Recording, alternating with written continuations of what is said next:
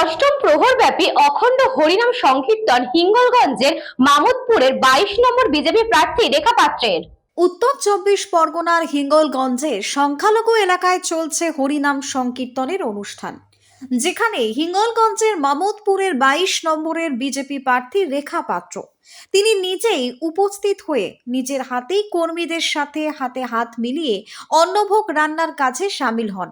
তারপরে ভক্তদের সাথে বসে সুমধুর হরিনাম সংকীর্তন শ্রবণ করেন এবং নিজের কণ্ঠে গানও গান।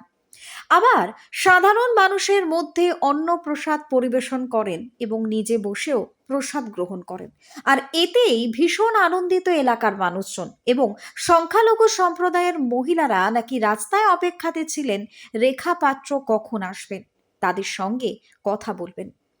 সংবাদ মাধ্যমের মুখোমুখি হয়ে এদিন এসআইআর এর ডিলিট এবং অ্যাডজুডিকেশন প্রশ্ন নিয়ে বা এই প্রসঙ্গে তিনি জানান যে মানুষ এসআইআর নিয়ে একটু আতঙ্কে আছেন। তাদেরকে সান্ত্বনা দিয়ে তিনি বলেন, ভয়ের কোনো কারণ নেই, ইলেকশনের পরে ফর্ম 6 ফিল আপ করতে হবে।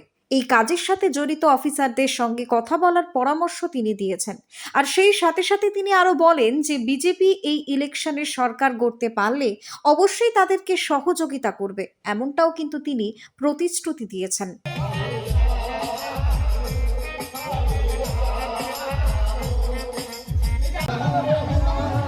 মাথা নিচু করে একটু দেখো, ভাতটা তুলে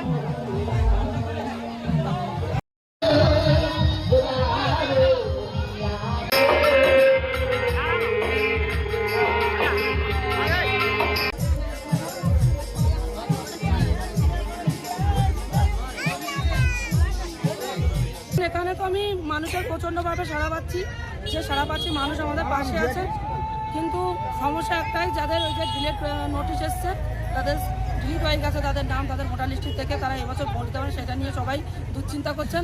আমি ওনাদের সান্ত্বনা দিয়েছি যে এবার আপনারা ভোট দিতে পারবেন, একদম ভোটের পরে আপনারা এই ফর্ম 6 ফর্ম ফিল আপ করুন এবং নামের ভুল থাকলে আপনারা জিজ্ঞাসা করুন অফিসারদের কাছে যে আমাদের কি করলে আমাদের সঠিক আমাদের ডকুমেন্টসগুলো ঠিক থাকবে।